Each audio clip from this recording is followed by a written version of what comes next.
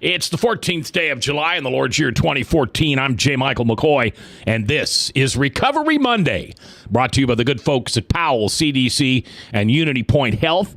Of course, I'm J. Michael McCoy, and with me today is my lovely co-host, just back from a taping of Wheel of Fortune, Lila Vanna Stafford. Lila, nice to have you here. Hey, you know what? I did have a friend that was on that show, and she won a ton of stuff. Really? Absolutely. My wife always wanted to go on that show. Yeah. She sits at home and she knows it just perfectly.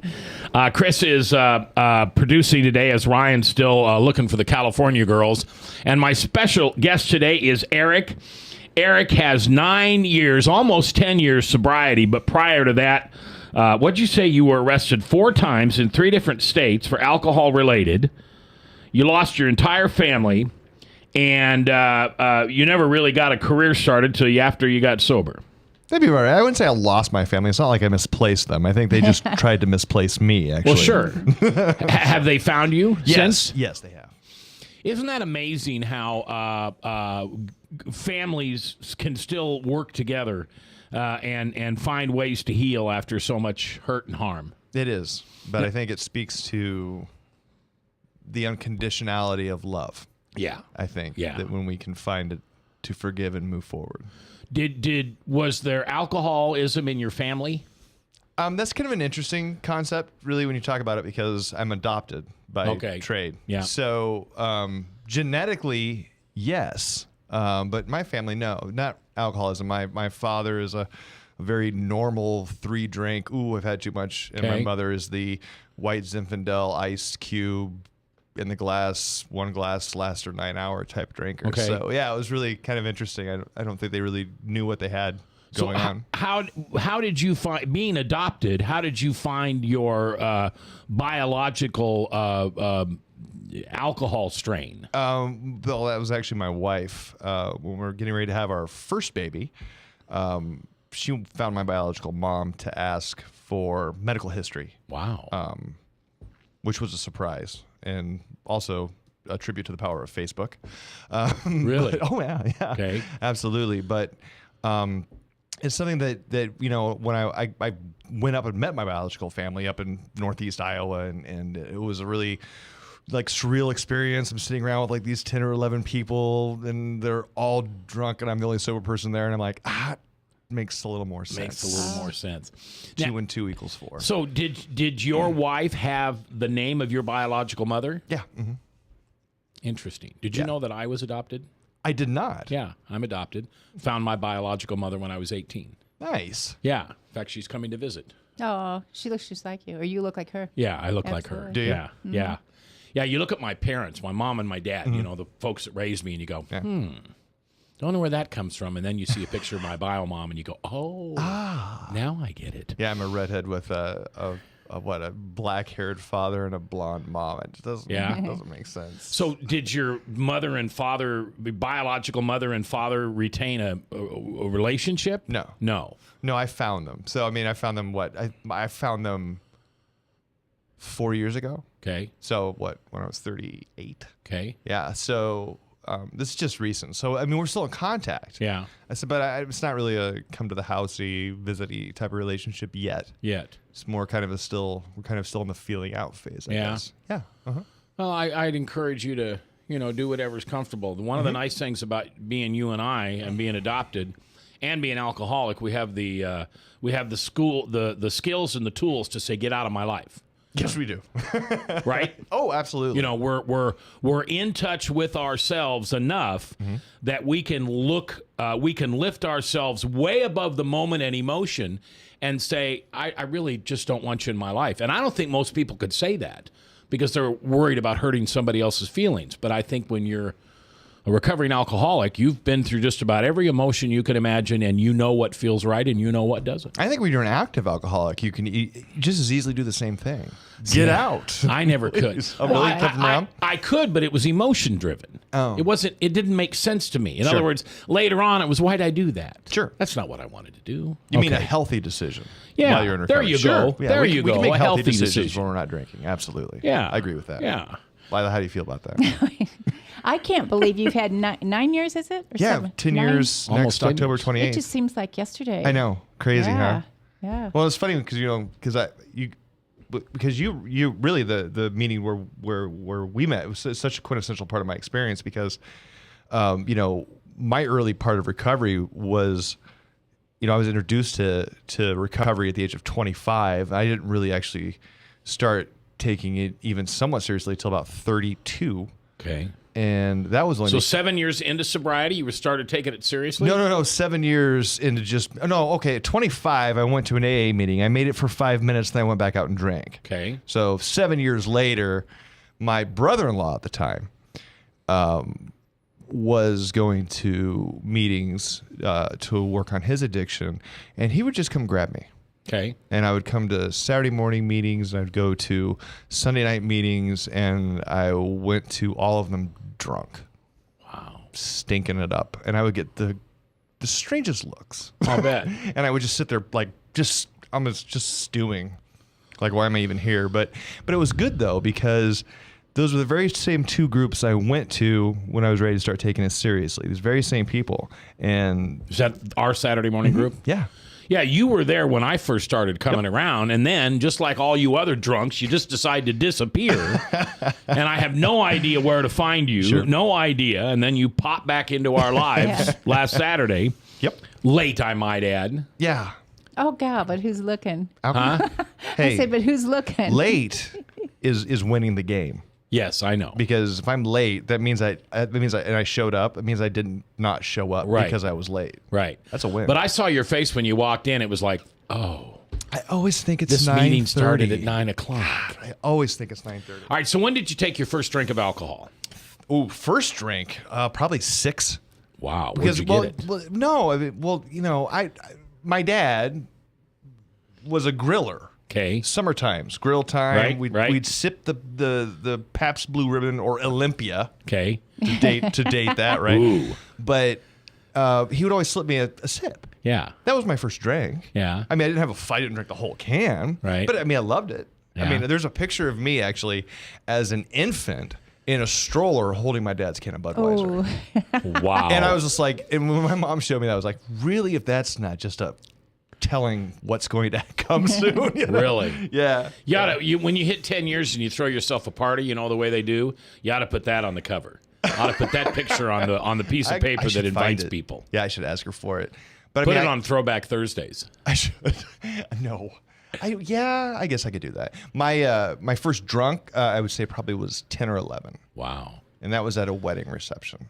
And you just slip drinks, or you just Oh yeah, my stole dad. them? Yeah, I mean, go me another beer, and I'd get him one, and I'd get myself 3, and I think had I really paid attention, but I was 10 or 11, so we don't pay attention.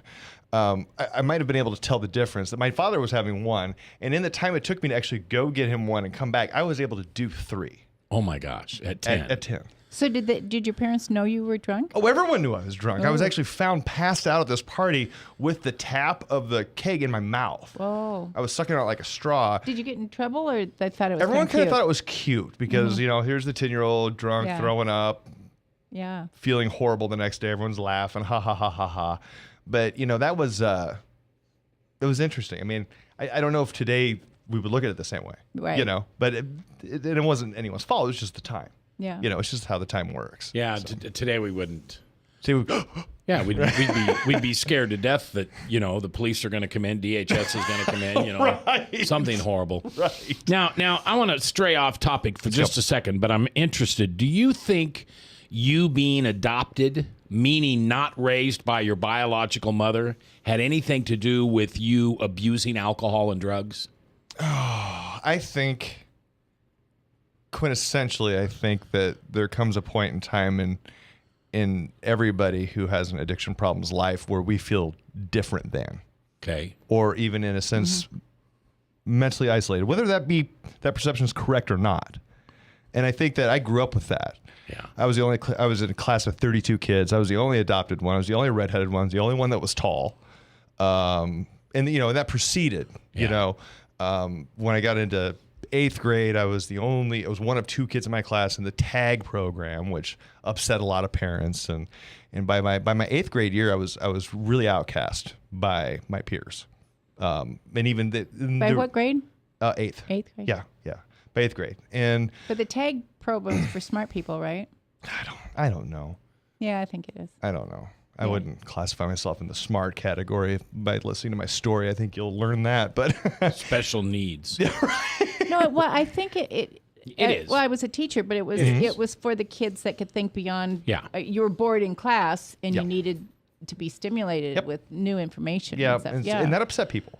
Because, I Sure. mean, that was the first year of it. It was the very first year of this program. So every kid got tested. So every parent was all like, well, my kid better be that. Oh, I see, And yeah. so I can't ever tell you where it started. But I can tell you that it literally was the space of 1 week. I went from being liked by all my classmates to being hated by every last one of them. I don't know where it came from. I'm not going to try to point fingers at it, but it happened.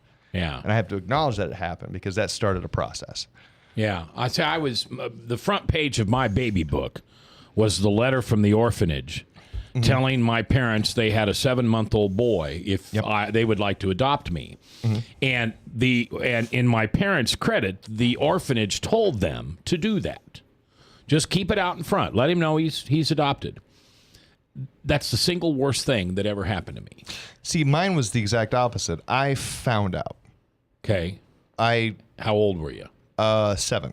Okay, I snuck in my parents' den when they were out for dinner, outside of the babysitter's knowledge, and I actually found my file. wow. Were you looking for something like that? I Or- was just thought it would be kind of cool to play spy and go through filing cabinets. Yeah. That's what I was doing. Yeah. What I found was something that changed my relationship with my parents throughout Yeah. my entire formative years, because at 7, I was told that my parents had lied to me. Yeah. Oh yeah. And it wasn't that they lied. Let's be honest. But in my head, that's what I Right. at 7 years old, you yeah. lied. Well, and for me, the tough thing is when I was 5, my sister was hatched. Sure. In other words, my mom and dad were told they couldn't have children. And my sister, God bless her, I love her to death. I'm such a lucky guy. But she was born with a bad heart condition. Sure. Now, a heart condition today in a baby is never good. No. But go back to 1964. Ooh. And so my parents literally moved to Rochester, Minnesota, and stayed there for a year with my sister. And I got to live with my alcoholic Uncle Bob. Yes. And I'm not changing the names to protect the innocent because he was an idiot. And I totally felt disconnected from my family. Sure. My whole life. And it wasn't until I went through the 4th and 5th step of this 12-step program that I was able to let go of that anger of feeling this way for 45 years. Oh yeah, I mean, and that anger, such a real, or I can't even say anger. I can't say anger. I can say resentment though. Yeah. Because it was just that deep-seated. Yeah. And it's like, when you get caught up in resentment, it just really just fuels your very existence. Yeah. My drinking career span and using career span 19 years. Yeah. And it was a fuel to keep me going Yeah. ever further, and Yep. not to fail to acknowledge any of the real impact that it had on my life. Yeah, we in fact, the meeting you were in, it was a 4th step meeting. And I've been sober for 1,529 days, which is over 4 years. Yep. And I'm just now beginning to realize how deep those resentments and character defects are within myself. Yeah. Blows me away. Yeah, it's cool though, because it's really funny. Because Lila, I think it was you Uh-oh. that, even if I recall back into my first year of recovery, said that recovery is like peeling an onion, and we will always find new layers. Yep. And that's true. Yeah. It's always held true to me. And you're right. And then further, and Mac, when you hit where I'm at, you'll have even more layers to unpeel. Really? And you'll say, "Wow, I reasoned so and so for this." Yeah. Yeah. I remember sitting with my therapist, and now that we had discovered why I was such an angry person, all I wanted to do was to go tell my parents what had happened. Yeah. And he said, no, Nope. they are 80 and 81, and it is not fair, and there's nothing they can do, and you're only going to hurt them. And that moment was one of the first moments I had peace. Yeah. That moment, I remember sitting there going, I don't have to be mad at him anymore because there's nothing that can be done. Well, it's a fun thing. Alcohol or drugs rob us of, I think, a quintessential skill, and that's empathy. Yeah. I can't see through anyone else's experience but my own because of my self-centeredness. Eric is my guest. Lila's here. We'll be back on Recovery Monday from Powell CDC. A father who is headed toward another heart That's attack. me all over. A woman who struggles daily with diabetes and her memory. A boy whose headaches keep him out of school. A mother who one morning discovers a lump. A girl whose condition defies diagnosis. You come to us because you need answers, but you also need more. You need understanding of what you're going through. You need comfort. You need to be treated as an individual, not a condition. You need to be included in your own care. You are the point of everything we do.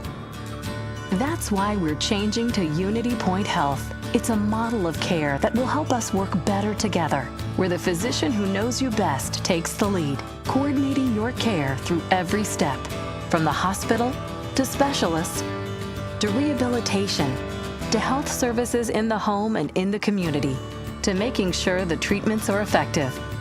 By working as a team, we surround you with care, helping you manage your health and your conditions, guiding you to making better choices and living a healthier life. The point of Unity is you.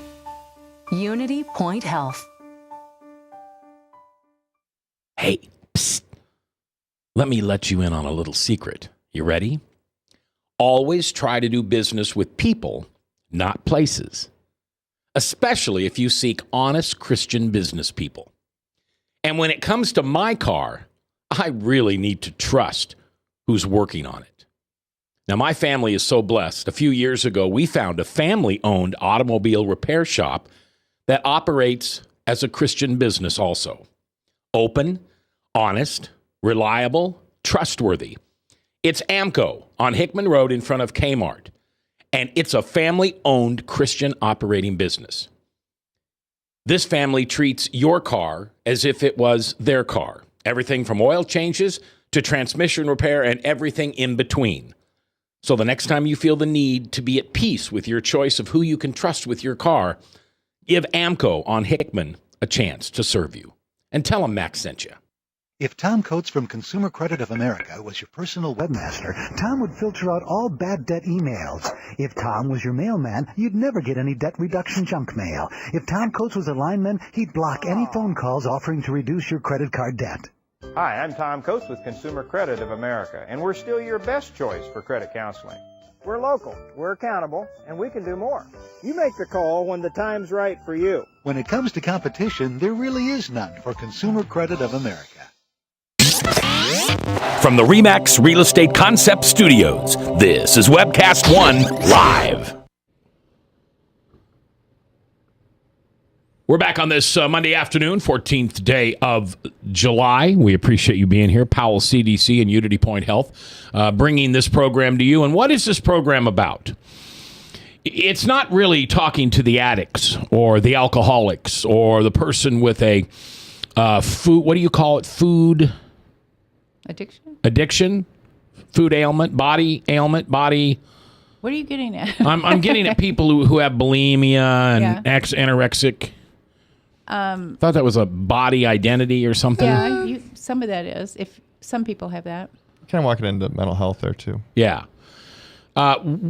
We're talking to you, the mom, the dad, the sister, the brother, the pastor, the elderman, the concerned friend, because what we do on this program is we bring people on like Eric, who so kindly volunteered to tell their story, because it's not, I mean, think about this.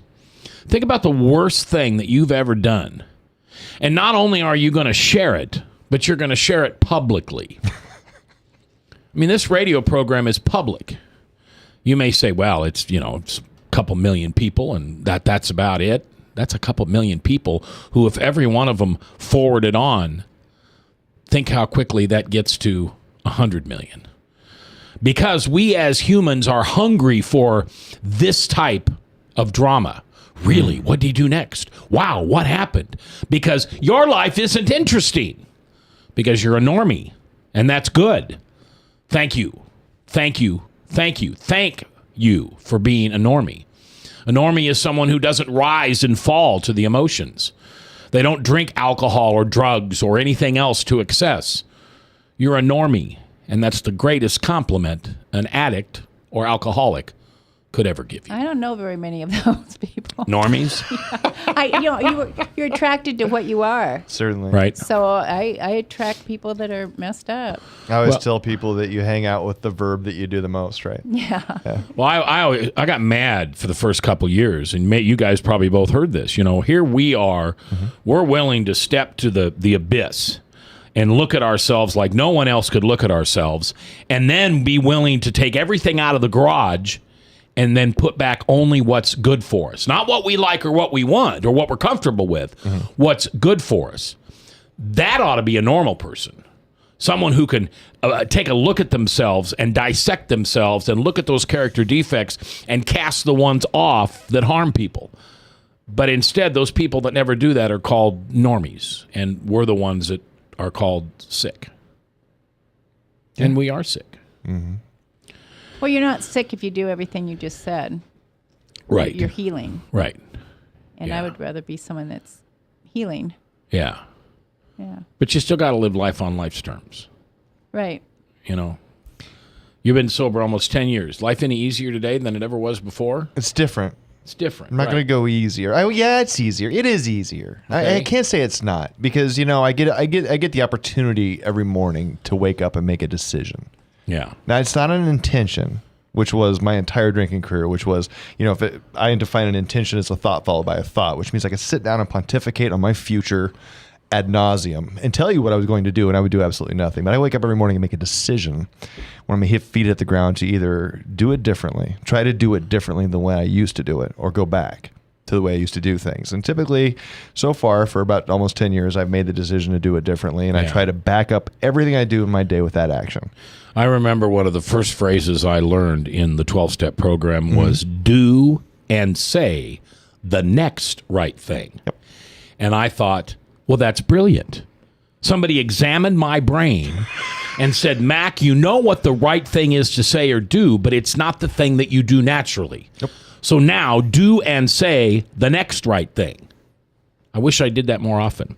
All right, so you're 11 and you're drunk at a wedding, and everybody thinks you're cute. I was cute. And when did it not look cute?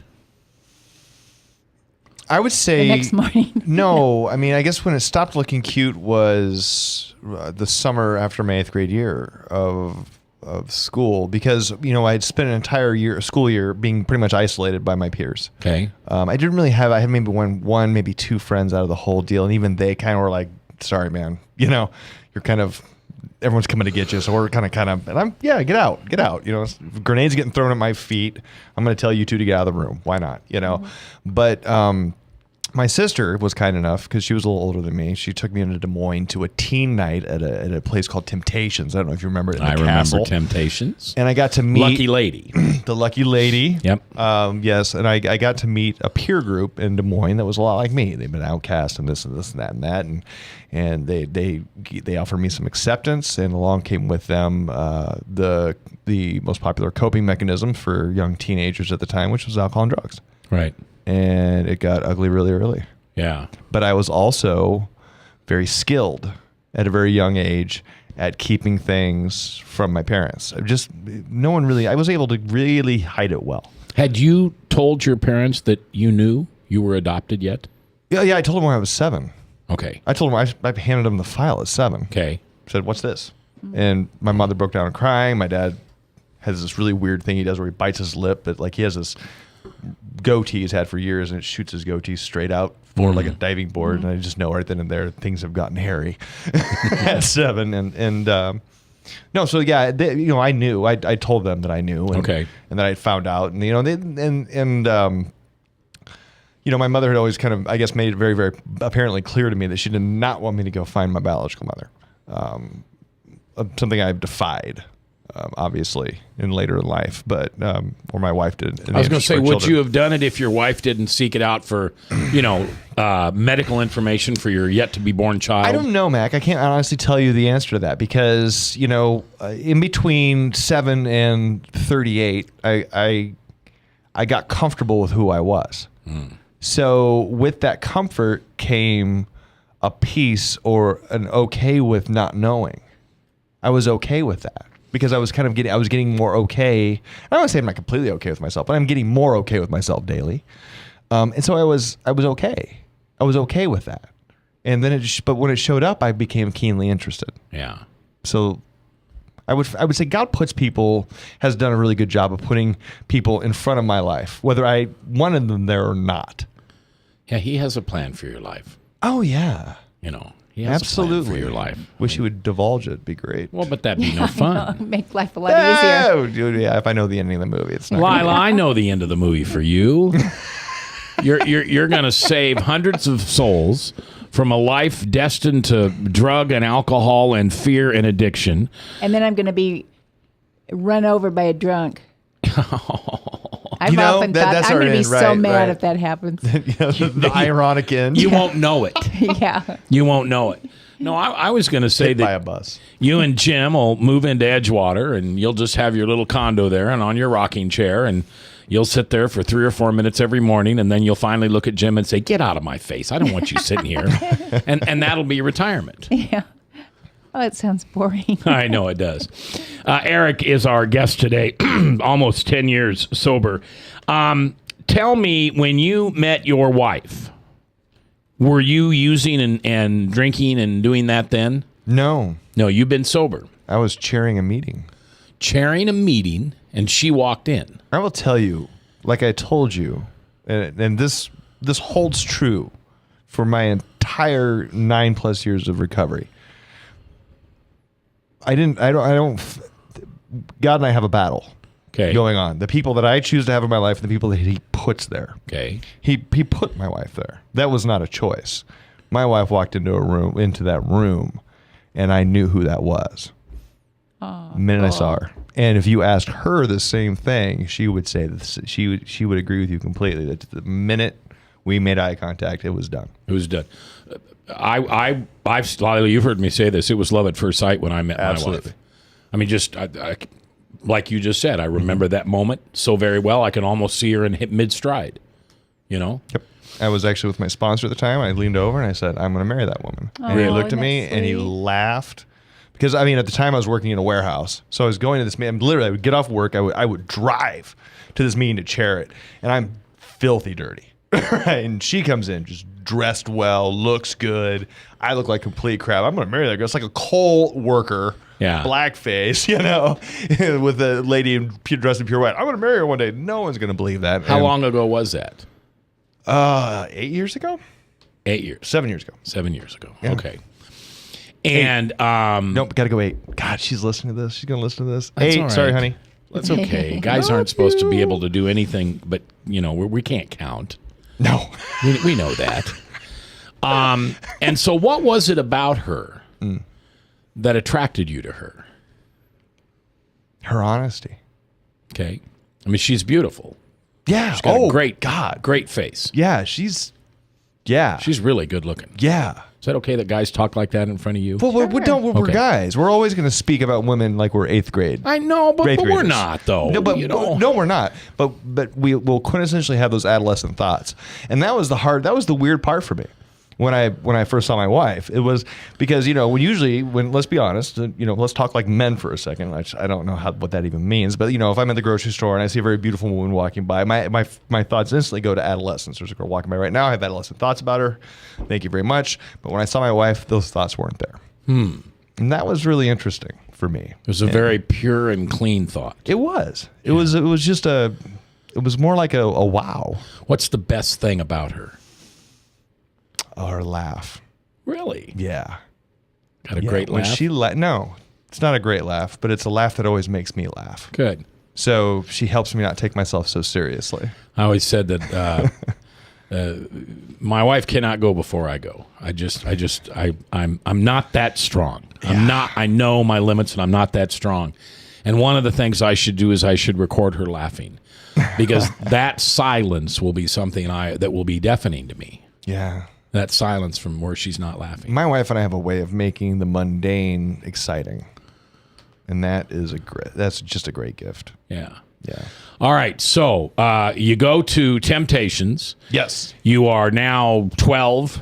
Let's go 13, 14. Okay. Walking in the 14 range. Yeah. Can you get to this place on your own when you want? Kind of. Okay, I have so- to do something illegal to do that, which I had no problem doing at the time. Driving. Stealing my dad's car. Okay. And driving. Borrowing your father's car. Oh, I would not say that was borrowing at all. I would completely call it stealing. Okay. And what was this group that you started running around like? Alkies, drug addicts? Oh, it was a mixture of everything. Okay. You know, and I think the thing that was really interesting about quintessential about the experience of these people I hung out with in my high school years were that they all had similar experiences to mine or worse. You know, we're talking about kids who were sexually abused as children, who are actively physically abused at home, who were, just different than. Treated different than, even if they weren't different than, were treated different than. I mean, and I felt a camaraderie there. And so I would go to Des Moines as often as I could. It was back when, when you could still smoke in Valley West Mall. And you remember the fountain in the middle of Valley West Mall? There used to be like this big, our group used to sit in a circle there and smoke together. Cigarettes. And then we got to the car. You were hoods. We were, yeah. Oh, sure. So you Quintessentially lived hoods. outside of Des Moines Yes. when you could come Yep, here. 20 Yeah. minutes outside of Des Moines, and by that time, I had a mohawk, and I was a hood. A mohawk. I had a 12-inch mohawk, and I was using anything you can put in front of me. What were you angry at? Oh, I was angry at the world. Okay. I was angry at everything. It sounds like you were angry that your friends kind of dropped you because you got into that program. I was angry at a lot of things. I mean, I didn't get angry about that. What I got angry about was hostility. Because growing up in a small town, I don't know how it is to grow up in a big town, but when you grow up in a small town, people don't like you. And so it's not verbalized, it's physicalized. Mm-hmm. It's a small town thing. You go out to the graveyard at 4 and you get in a fight. So that was my experience. Eric is my guest. Lila is my co-host. I'm J. Michael McCoy, and we'll be back, I promise, on Recovery Monday on KTIA, Iowa. From the RE/MAX Real Estate Concept Studios, this is Webcast One Live. I'm Brian Leach, owner and general manager of Service Legends. I brought along a couple of the home comfort heroes. Hi, I'm Tammy Wells. I am Nick Wondershad. I'm administrative manager I am the senior technician. from Service Legends. It seems like every good thing, when you feel it to the bone that it's good, there's a lot of hard work put behind it. I don't think that you can fake it and have it turn out good. You know, if we seem like, okay, that's just weird, it's just a furnace, why would you believe so deeply in a furnace? It's not just that, we want to show the world that you can have good service. Yeah, I mean, it's your home. It's built into our daily trainings, it's built into our culture, that we're gonna do whatever it takes to have each client say they love us, period. That's why we spend all the hours in the training that we do. And if we guarantee it's gonna be a good experience for you, or else it's free, what type of work do you think we're gonna do? There is a guarantee. Temperature selection guarantee, fixed right or it's free guarantee, comfort guarantee, best value guarantee. All of these guarantees hold us accountable to ensuring that we exceed your expectations. And if for whatever reason we'd fail and we can't make it right, we guarantee all of those guarantees with a 100% money back guarantee. I mean, if you don't think that your technician can fix it right, are you gonna say that to a client? No. You don't have to worry about having a technician come to your house. We drug test, background check all of our team members. We put safe people in your home. Each and every one of our service techs, 400 hours a year in training. You tell it the minute they walk in the door. They know what they're doing, they've done their homework, and they actually truly care about what you want. Because at the end of the day, you're the person that makes sure I have a job. They're gonna be listening. They're gonna wanna know what your challenges are. Then they're gonna come and give you options, and you get to choose. If I'm there to help and I make it easy and painless, I did my job right that day. Well, when it comes to your comfort, safety, and your family, you don't necessarily go buy the most expensive, but you get the most bang for your buck. Oh, it's worth it, because there's a lot of people that will find a way to get it to work right now and then leave and then come back, charge you again, and the cycle just repeats itself. So when I'm out there looking at the furnace, I want to find why it failed today. How can we change the part today with something that you're not going to have to worry about? Is it worth changing the part today? I mean, you can put a lot of money into a furnace. I can fix parts all day. There's good job security in that for me, but is it the right thing for you? I get a lot of the phone calls of after the technicians are there. They're just in awe. They're like, wow, you guys are great. I mean, I don't even know what to say. You guys are great. Everything you did was perfect. It was great. Keep going, though. I like this. Just give us a try. I'm going to take all the risk. I've got the time to make this right. I've got the support to make it right. Just check us out. And if you don't see the value in what we do, I mean, fixed right or it's free or 100% money back. enough said.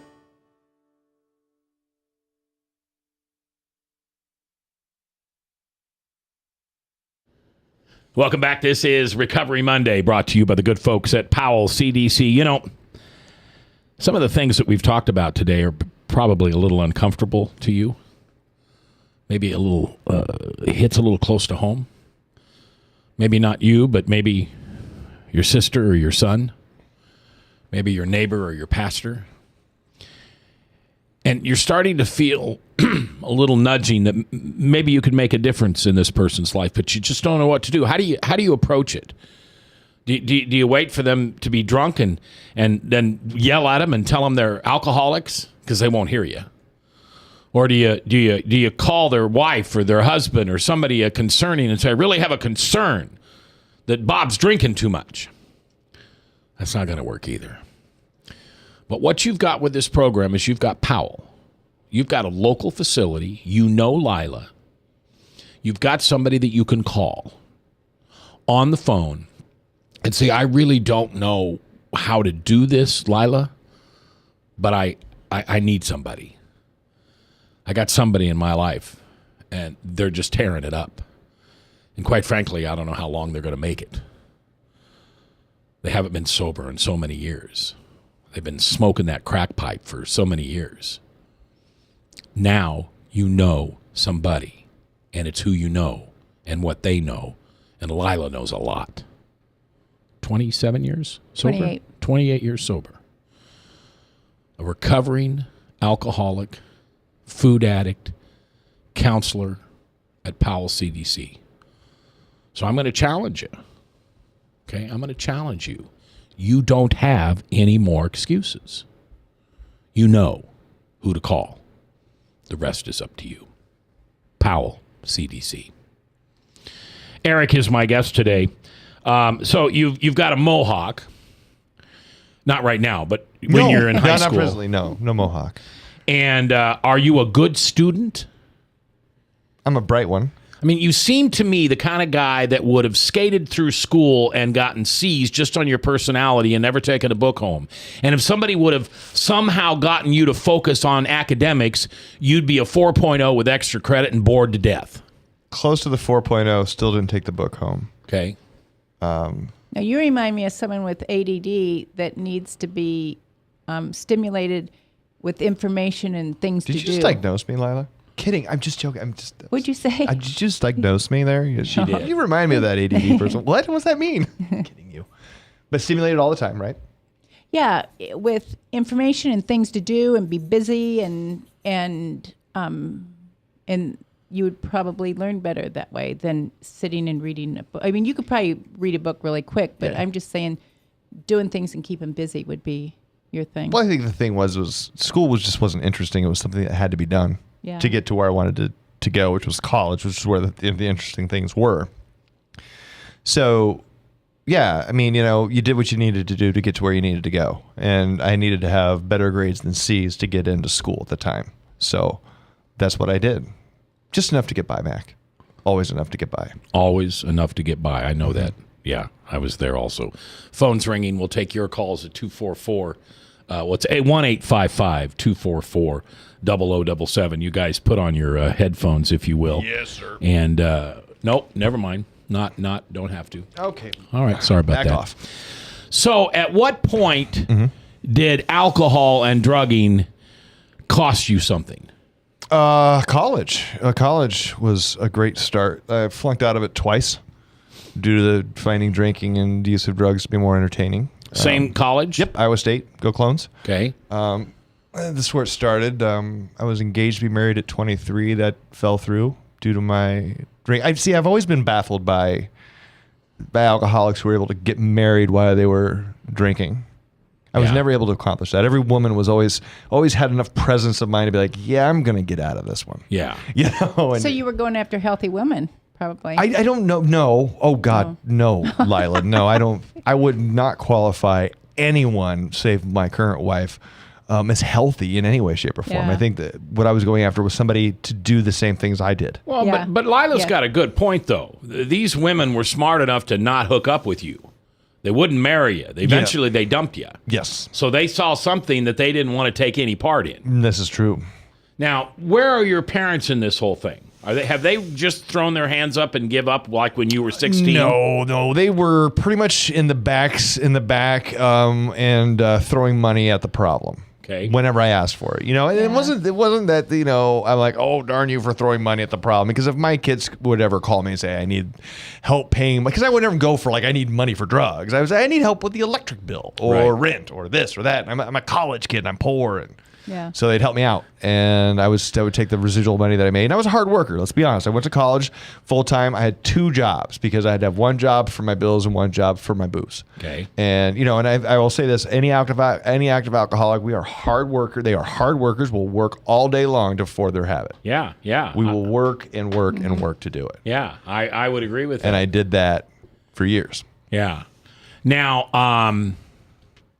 how many times in the last 9.5 years have you picked up the phone and called your mother or father and said, "Man, I'm sorry.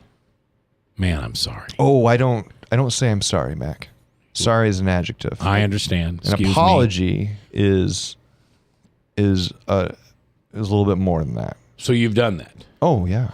See, I find myself watching a TV show or watching a movie, and some guy or gal will totally misbehave. Totally. I mean, everybody who's watching the show knows that this is the bad person in the show.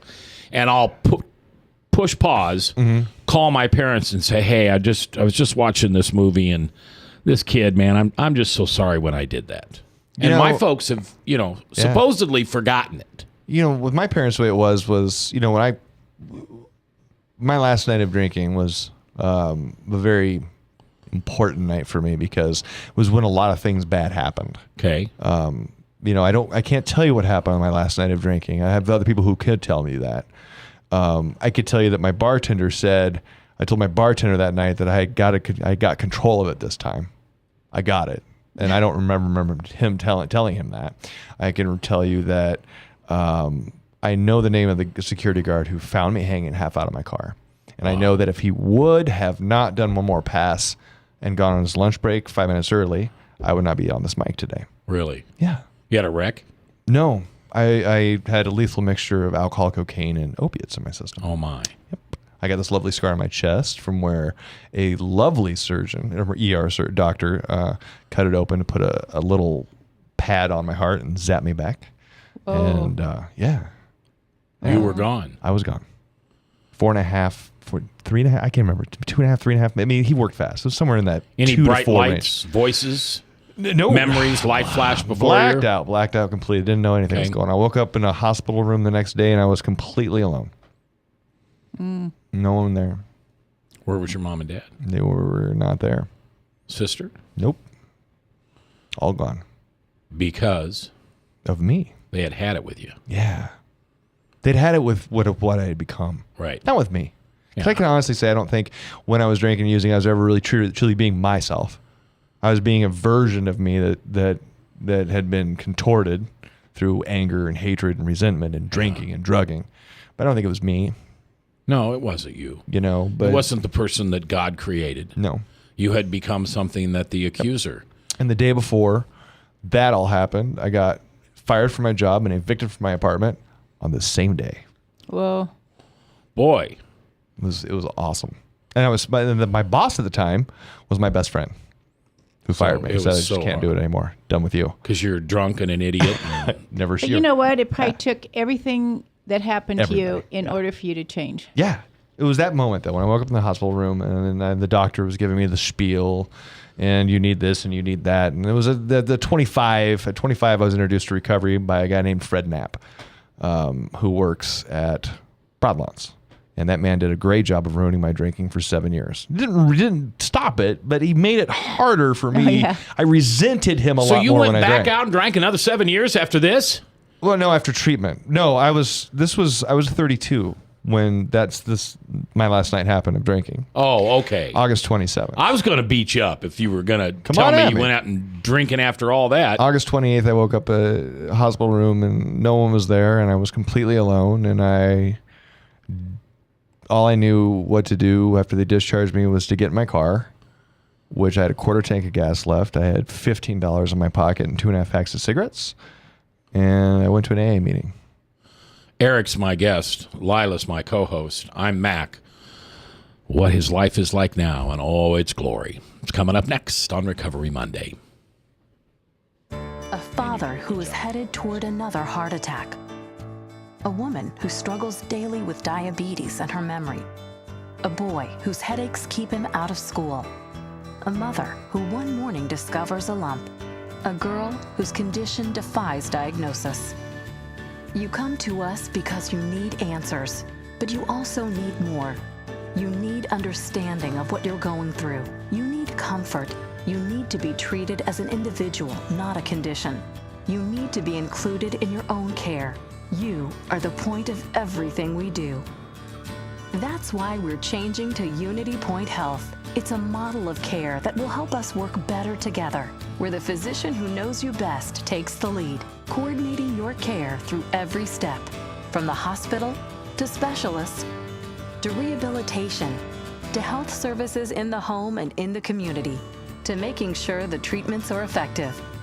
By working as a team, we surround you with care, helping you manage your health and your conditions, guiding you to making better choices and living a healthier life.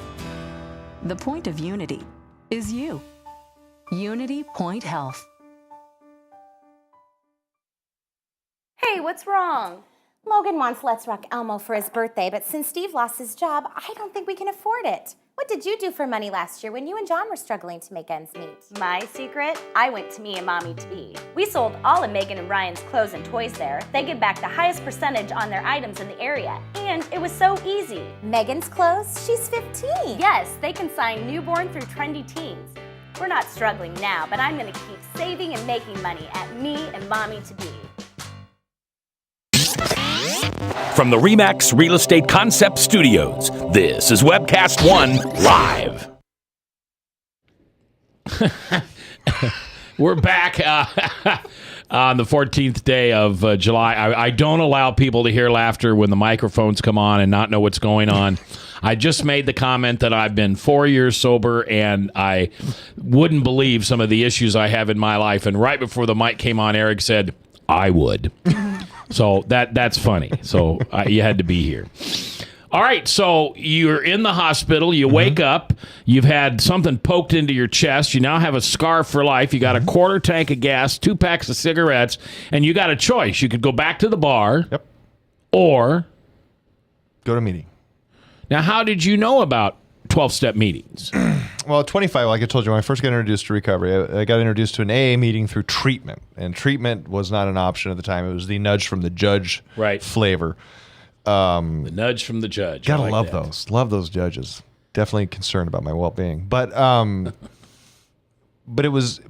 also at this time, I've been coming in and out. Again, my brother-in-law that we talked about earlier in the hour, taking me to meetings and stuff. And so I had familiarity with meetings and where they were and whether I was participating or not. And so I went to, there was a Monday when I got out, I believe, and I went to a Monday night meeting, and it was one called Came to Believe, which is in downtown Des Moines. It's a very spiritual meeting, and I get there early, and I'd been coming in and out of that for a while, and there was this really wise man named Chuck up there who it was just me and him sitting up there waiting for a meeting to start because I was super early. And he said, why don't you come over here and talk to me for a minute? And he explained to me the first 3 steps of recovery and made me walk through them with him in 10 minutes before the meeting started. And he gave me a poke in my chest, not the hurt part. And he says, if you don't walk out of here tonight with a sponsor.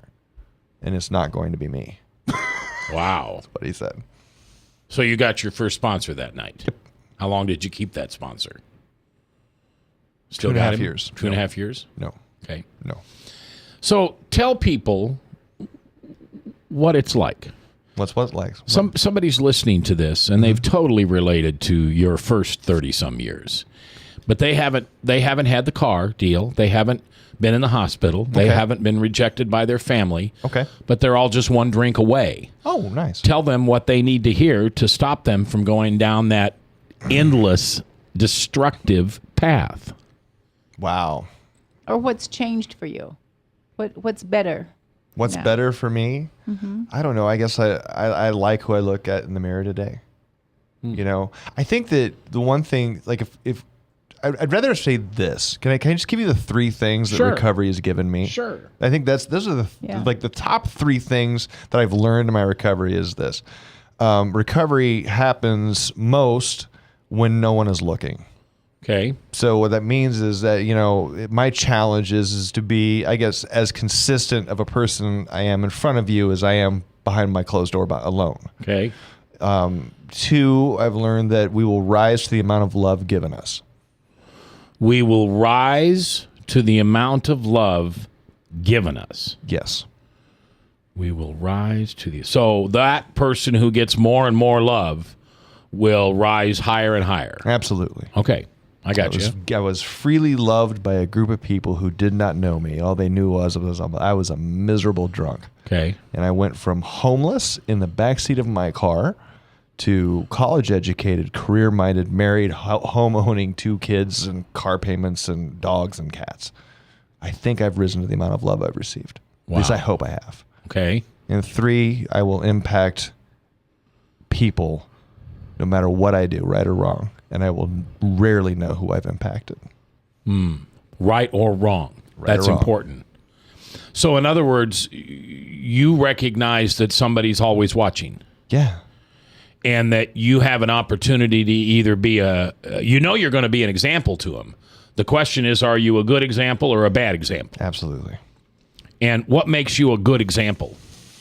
I'm honest, I guess. I'm happy today. I'm comfortable in my own skin, or at least getting more comfortable every day. I can't say I'm completely comfortable. There's always gonna be those moments like, but I'm not as angry. I'm happy. I'm relaxed. I'm laid back. I am honest, and I can give you love when you're not able to love yourself.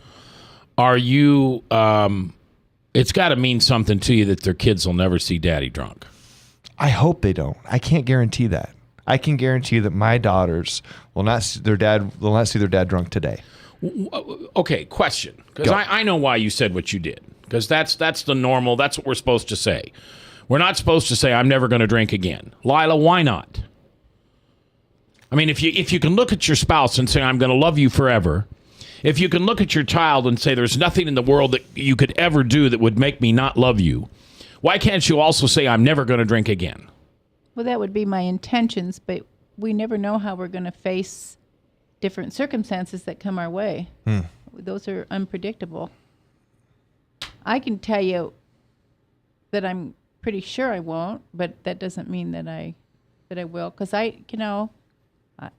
don't know what circumstances are going to happen to me. Let alone, I think recovery, we have to acknowledge recovery happens in the present. It doesn't happen in the past, nor does it happen in the future. Right.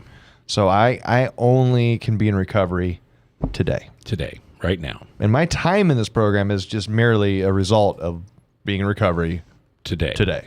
That's why I count days. Always. You know, and I love the fact that you do that. I have a friend of mine who won't talk to me anymore. He is so outraged. I'm serious. He is so outraged by the fact that I count days. Why?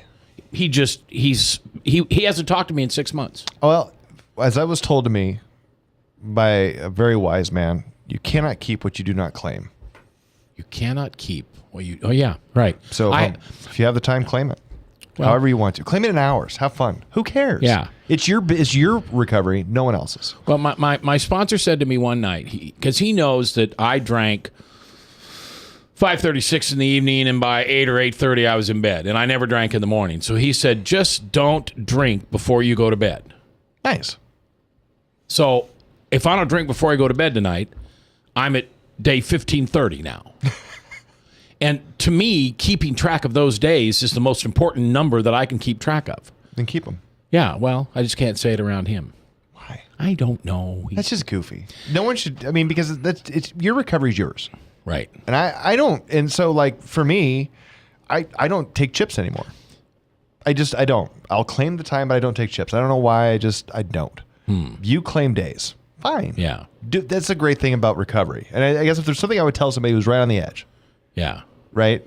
Don't leave before your miracle happens. Right. Right. 2, it's any program of recovery, it's still yours. It's yours. Yeah. It's yours. Yeah. No one else's. Right. It's not Lila's. not Lila the does not give you rooms. a program of recovery. It's yours. It's Yeah. yours. And you get to find peace. Yeah. Of mind and spirit and soul and personality and whatever. Character. Well, Eric, I sure appreciate you taking the time to be here. Thanks for having me. You do a good job telling your story. Yeah. You're a nice guy. And God bless you and your wife on the new baby. Thank you. Girl or boy? It's a girl. I got girls. Nothing but girls. How old is she now? 6 months. And her name is? Is Vivian. Vivian Grace. Lila, thank you for being here. This is Recovery Monday, and it's brought to you by the good folks at Unity Point Health. And remember, you now have a friend, Lila, at a place that can help your sick friend. Because life is about many, many things. But remember that hurt people hurt people.